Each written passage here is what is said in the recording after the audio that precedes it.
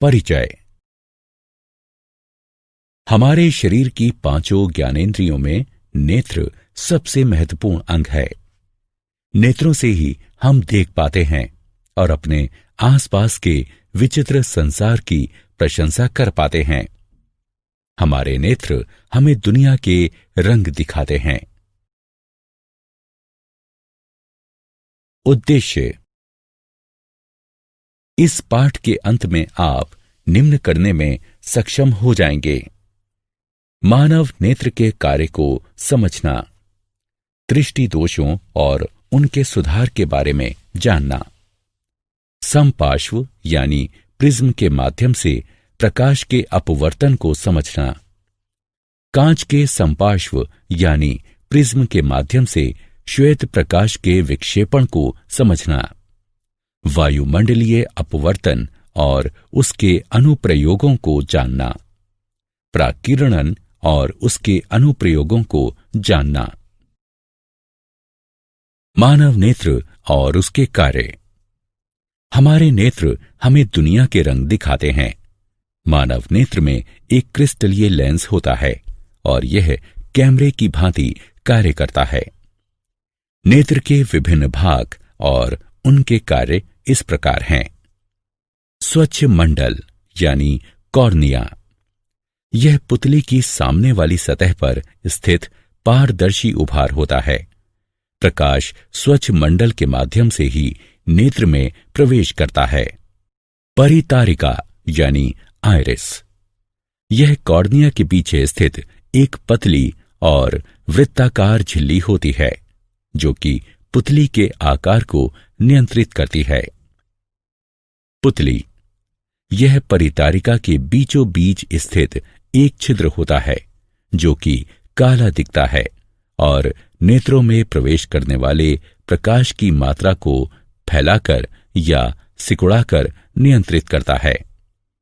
दृष्टि पटल यानी रेटिना, यह एक बेहद पतली झिल्ली है जो कि एक पर्दे यानी स्क्रीन की भांति कार्य करती है। अभिनेत्र लेंस रेटिना पर किसी वस्तु का वास्तविक तथा उल्टा प्रतिबिंब बनाता है।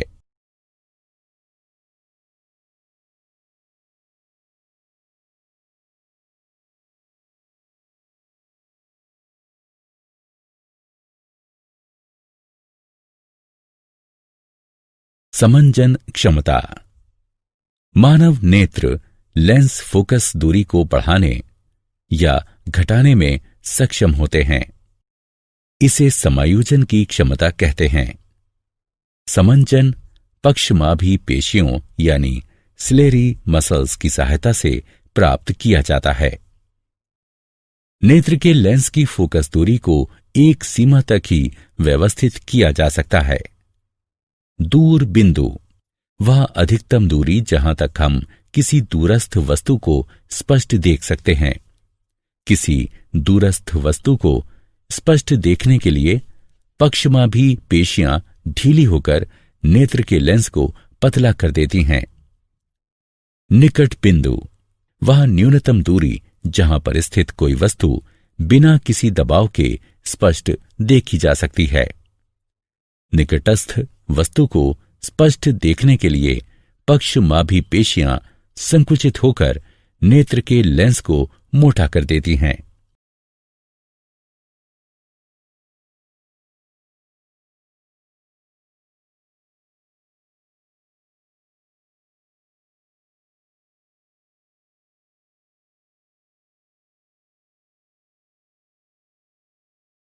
दृष्टि दोष और उनके सुधार। कुछ अपरिवर्तनीय दोषों के कारण नेत्र अपनी समंजन क्षमता खो देते हैं। ऐसे दोष 3 प्रकार के हैं: मायोपिया या निकट दृष्टि दोष। इस प्रकार के दोष से ग्रस्त व्यक्ति निकट की वस्तु को स्पष्ट नहीं देख सकता। वस्तु का प्रतिबिंब रेटिना के सामने बनता है। ऐसा या तो नेत्र गोलक के दीर्घीकरण के कारण होता है या नेत्र लेंस की अत्यधिक वक्रता के कारण। इस दोष को दूर करने के लिए अवतल लेंस का प्रयोग किया जाता है क्योंकि इनमें छितरन क्षमता होती है, जो कि प्रतिबिंब निर्माण के लिए प्रकाश किरणों को निर्देशित करते हैं।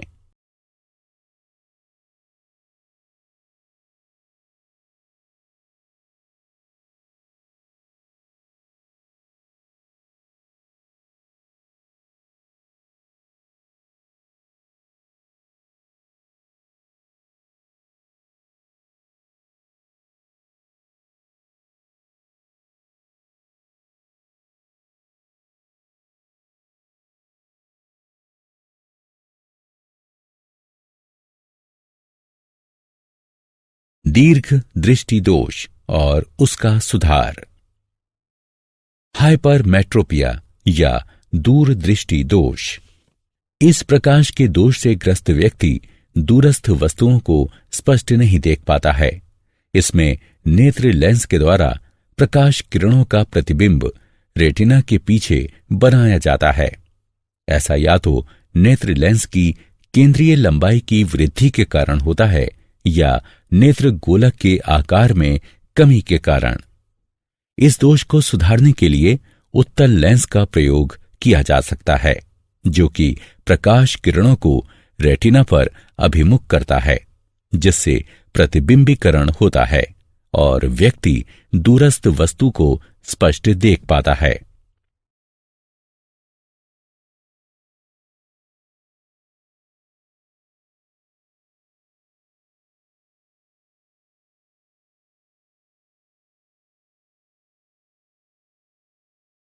जरा दूरदृष्टता और उसका सुधार।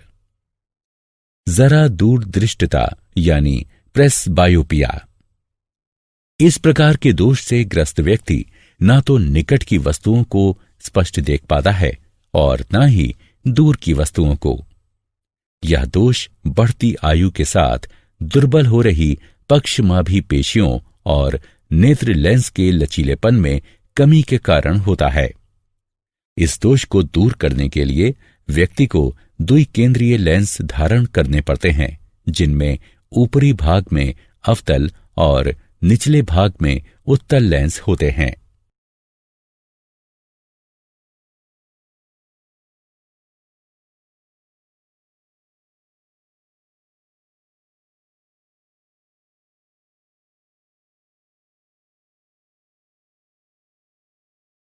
समपार्श्व यानी प्रिज्म के माध्यम से प्रकाश का अपवर्तन। एक माध्यम से दूसरे माध्यम की ओर यात्रा करते समय प्रकाश के झुकाव को अपवर्तन कहते हैं। इस खंड में हम समपार्श्व यानी प्रिज्म के माध्यम से प्रकाश के अपवर्तन की घटना पर चर्चा करेंगे। समपार्श्व यानी प्रिज्म दो त्रिकोणीय आधारों और तीन चौकोर तलों वाली ठोस आकृति है। प्रत्येक तल के मध्य का कोण समपार्श्व कोण कहलाता है। एक रंग के प्रकाश की किरण एक कांच के प्रिज्म पर आपतित होती है और अभिलंब की ओर मुड़कर हवा से कांच में प्रवेश करती है। इसके पश्चात सीधे गमन करते हुए यह अभिलंब से दूर कांच से हवा में प्रवेश करती है। आपतित किरण और अपवर्तित किरण एक कोण पर है, जो विचलन कोण कहलाता है। कांच के समपार्श्व के द्वारा श्वेत प्रकाश का विक्षेपण। अब हम इस पर चर्चा करेंगे कि यदि हम कांच के समपार्श्व पर श्वेत प्रकाश संयोजित करें तो क्या होगा। जब कांच के समपार्श्व यानी प्रिज्म पर श्वेत प्रकाश डाला जाता है तो यह 7 रंगों में विखंडित हो जाता है। बैगनी, गहरा नीला, नीला, हरा, पीला, नारंगी और लाल। इस घटना को श्वेत प्रकाश का विक्षेपण कहते हैं। विक्षेपण का कारण। श्वेत प्रकाश 7 विभिन्न आवृत्तियों पर आधारित होता है, जो कि एक भिन्न रंग के अनुरूप होती हैं।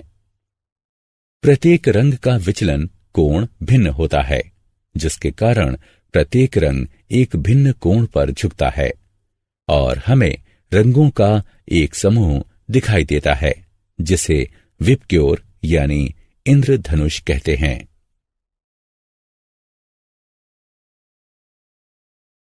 पुनर्संयोजन और इंद्रधनुष। पुनर्संयोजन। आइजैक न्यूटन ने देखा कि यदि वो कांच के दो समपार्श्वों यानी प्रिज्मों को एक दूसरे के इस प्रकार समानांतर रखते थे कि वे एक दूसरे के उलट हों, तो एक समपार्श्व यानी प्रिज्म में प्रविष्ट होने वाला श्वेत प्रकाश 7 रंगों में विखंडित हो जाता था, और जब यह सतरंगा प्रकाश दूसरे समपार्श्व पर आता था तो पुनः श्वेत प्रकाश में परिवर्तित हो जाता था। इसे ही पुनर्संयोजन कहा जाता है। हम सबको वर्षा के पश्चात इंद्रधनुष का दृश्य देखना अच्छा लगता है। यह एक प्राकृतिक घटना है जो कि प्राकीर्णन का परिणाम होती है। इंद्रधनुष आकाश में सदैव सूर्य की विपरीत दिशा में प्रकट होता है। वर्षा के दौरान जल की बूंदें सूर्य के प्रकाश के लिए समपार्श्व यानी प्रिज्म का कार्य करती हैं। जल की बूंदें अपरिवर्तित होती हैं, प्राकीर्णित होती हैं और फिर सूर्य के प्रकाश को इंद्रधनुष बनाने के लिए आंतरिक रूप से परावर्तित करती हैं। पुनर्संयोजन ऐसी घटना है जो कि विक्षेपण का विलोम है। इंद्रधनुष एक प्राकृतिक रूप से होने वाली घटना है जो कि सूर्य के प्रकाश के विक्षेपण के कारण होती है। इंद्रधनुष आकाश में सदैव सूर्य की विपरीत दिशा में दिखाई देता है। वायुमंडलीय अपवर्तन और उसके अनुप्रयोग। हमारा वायुमंडल किसी स्थान विशेष पर समान रूप से सघन नहीं है। स्थानीय परिस्थिति पर निर्भरता के कारण यह धरातल के निकट गर्म या ठंडा हो सकता है। गर्म वायु ठंडी वायु की अपेक्षा हल्की होती है, अतः इसका अपवर्तनीय सूचकांक ठंडी वायु के अपवर्तनीय सूचकांक की अपेक्षा कम होता है। इसके कारण वायुमंडल में प्रवेश करने वाला सूर्य अथवा तारों का प्रकाश अपवर्तित होता है। इसे वायुमंडलीय अपवर्तन के नाम से जाना जाता है। तारों का टिमटिमाना वायुमंडलीय अपवर्तन का एक उदाहरण है। तारों से आ रहा प्रकाश जैसे ही वायुमंडल से होकर गुजरता है, तारे की वास्तविक स्थिति की अपेक्षा उसकी सामान्य और आभासी स्थिति दिखाई देती है। साथ ही वातावरण की गत्यात्मक प्रकृति के कारण तारे का प्रकाश अस्थिर भी होता रहता है और इसी कारण तारे टिमटिमाते हुए प्रतीत होते हैं।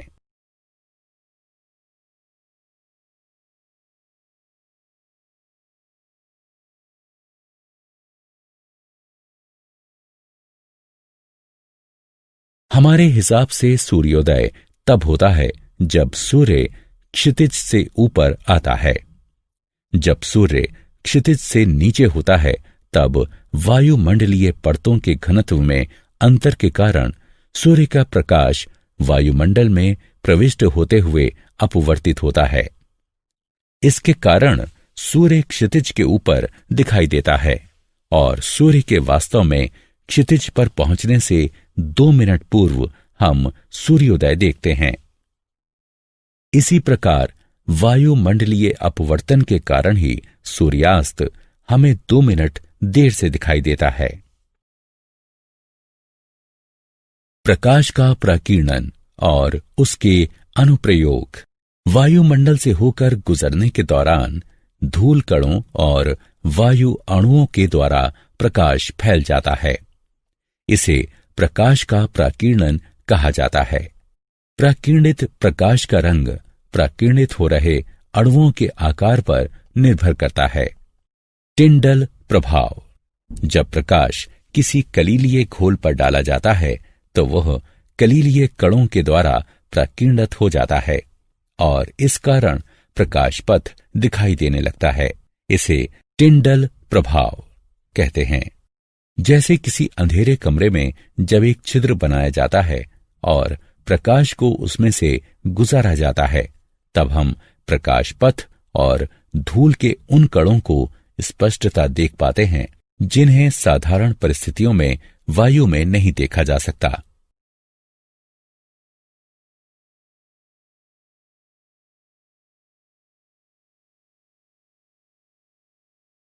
प्रकाश का विकिरण और उसके अनुप्रयोग।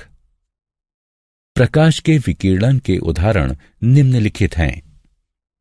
आकाश का रंग। जब सूर्य का प्रकाश वायुमंडल से होकर गुजरता है तो अन्य रंगों की अपेक्षा नीला प्रकाश अधिक विकिरणित हो जाता है, क्योंकि नीले रंग का तरंगदैर्घ्य वायुमंडल के अच्छे कणों के द्वारा विकिरणित होने के अनुकूलतम होता है। अतः नीला रंग हम तक पहुंचता है और आकाश हमें नीला दिखाई देता है। इसका अर्थ यह हुआ कि यदि धरती का वायुमंडल न होता तो आकाश हमें काला दिखाई देता। सूर्योदय और सूर्यास्त के समय सूर्य का रंग। सूर्योदय या सूर्यास्त के समय सूर्य का प्रकाश अधिक दूरी तय करता है, अतः कम तरंगदैर्घ्य होने के कारण नीला रंग विकिरणित हो जाता है और हम तक केवल लाल रंग पहुंचता है।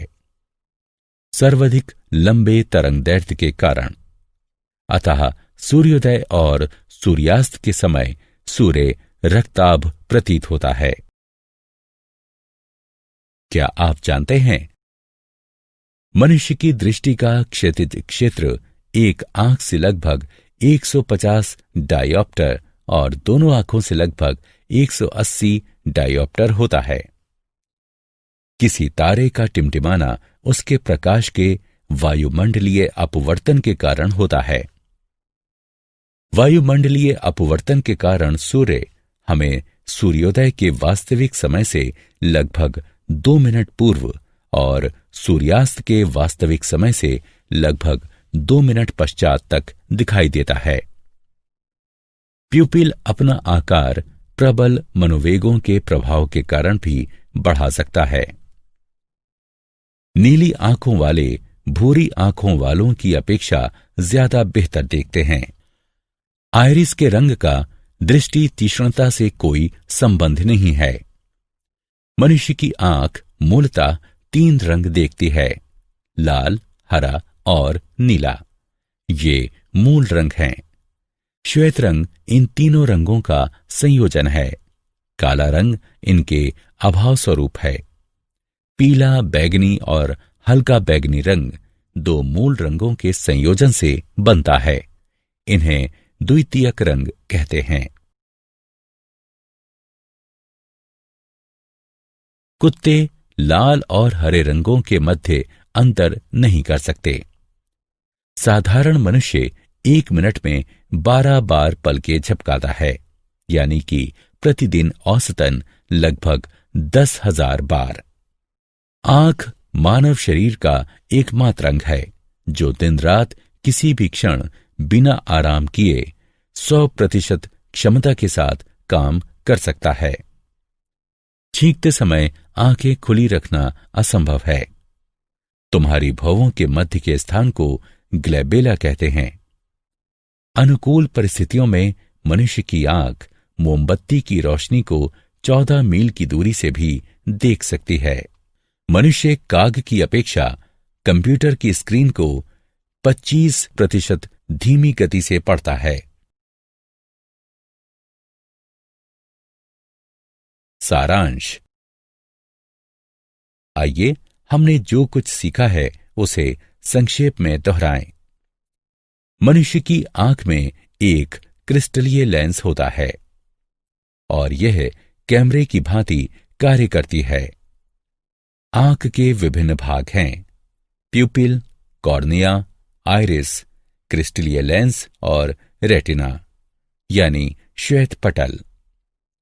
मनुष्य की आंख के लेंस में केंद्रीय दूरी घटाने और बढ़ाने की क्षमता होती है। इसे समायोजन कहते हैं। मोतियाबिंद। यह एक नेत्र रोग है जिसमें आंख के लेंस की पारदर्शिता समाप्त हो जाती है, जिसके कारण आंशिक या संपूर्ण दृष्टिहीनता आ जाती है। इसे शल्य क्रिया के द्वारा ठीक किया जा सकता है। समपार्श्व यानी प्रिज्म 2 त्रिकोणीय आधारों और 3 चौकोर तलों वाली ठोस आकृति है। प्रत्येक तल के मध्य का कोण समपार्श्व कोण कहलाता है।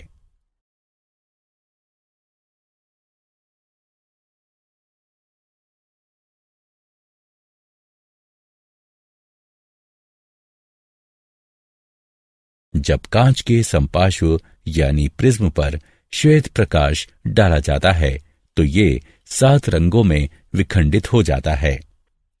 बैंगनी, गहरा नीला, नीला, हरा, पीला, नारंगी और लाल। इस घटना को श्वेत प्रकाश का प्राकीर्णन कहते हैं। पुनर्संयोजन एक ऐसी घटना है जो कि प्राकीर्णन का विलोम है। प्रकाश का अपवर्तन। जब प्रकाश वायुमंडल की विभिन्न परतों से होकर गुजरता है तो वायुमंडलीय अपवर्तन कहलाता है। टिंडल प्रभाव। जब प्रकाश किसी कलीलीय घोल पर डाला जाता है तो वो कलीलीय कणों के द्वारा प्राकीर्णित हो जाता है और इस कारण प्रकाश पथ दिखाई देने लगता है। प्राकीर्णन। जब प्रकाश वायुमंडल से होकर गुजरता है तो ये धूल कणों और अन्य वायु कणों के द्वारा फैल जाता है।